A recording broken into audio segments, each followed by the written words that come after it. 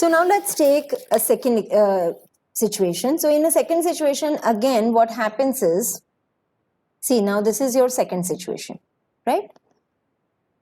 So in a second situation, again, a color variation arises during reproduction, but now it results in a beetle that's blue in color.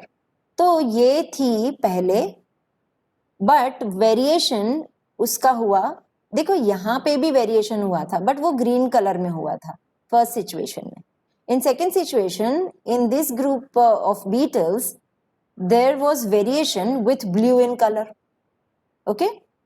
So, in second situation, a color variation arises during the reproduction, but now instead of green, it's blue in color, right?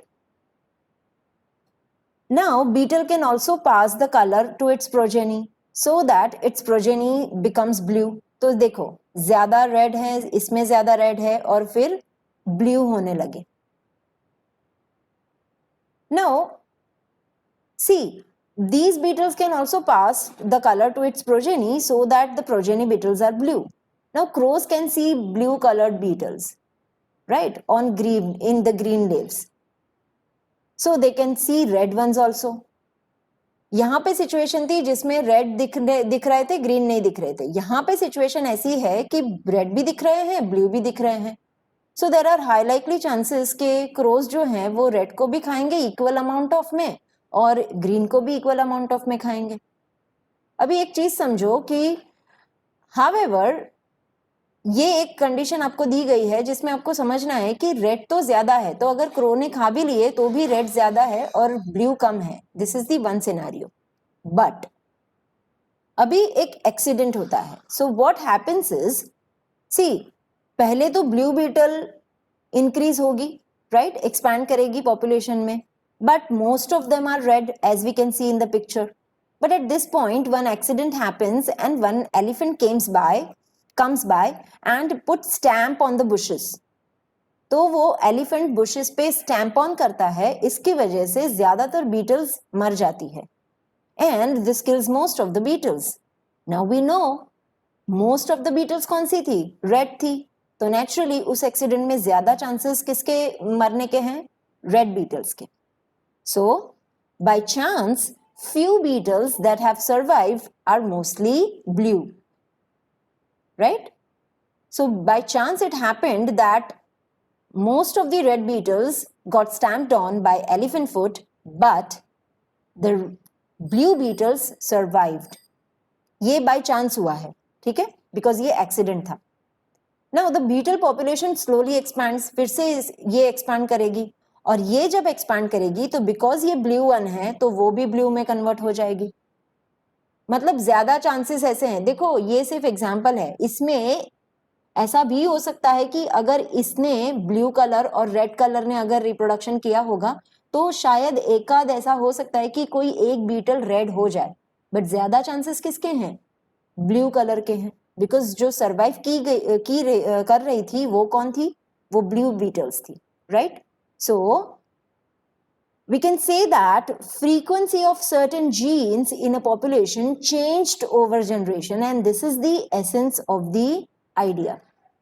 Okay? So, जब हम इस situation को देखते हैं तो यहाँ पे जब हमने देखा तो रेड कलर था ज्यादातर जो कि ग्रीन में कन्वर्ट हो गया. यहाँ पे भी रेड कलर था बट वो ब्लू में कन्वर्ट हो गया, right? So, however, it started with red color.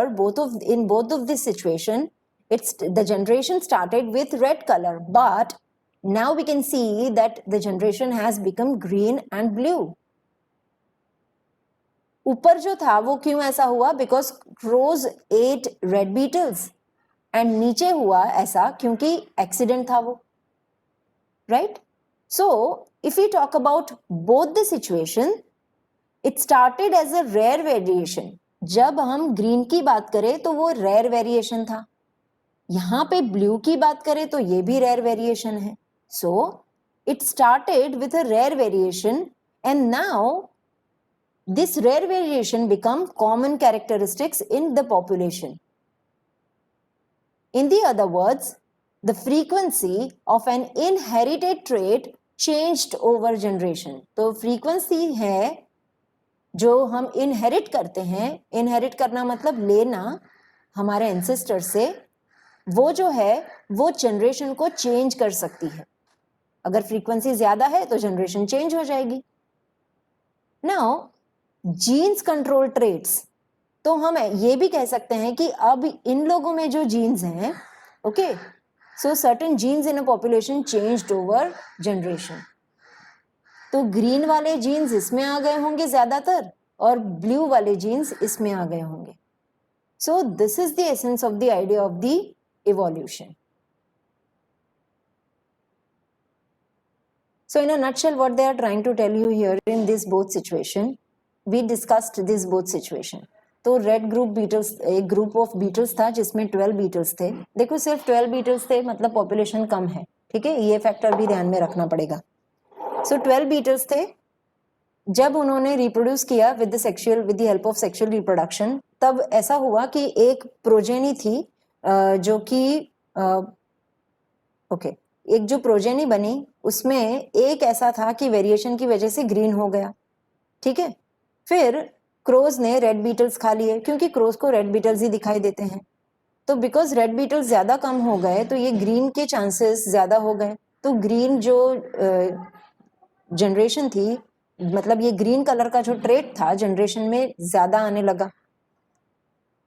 वो बिकॉज अभी उसके देखो ग्रीन और रेड भी अगर रिप्रोड्यूस करेंगे सेक्सुअली तो भी इसमें हाई लाइकली चांसेस हो गए कि ग्रीन ही ज्यादा होंगे। एक टाइम ऐसा आया कि ज्यादा से ज्यादा ग्रीन ही हो गए।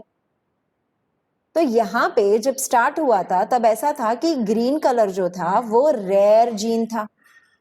सो in both the situation it started out with a rare variation. तो ये जो वेरिएशन था वो रेयर कहा जाता था, जबकि यही वेरिएशन ये जनरेशन आते आते कॉमन वेरिएशन बन गया।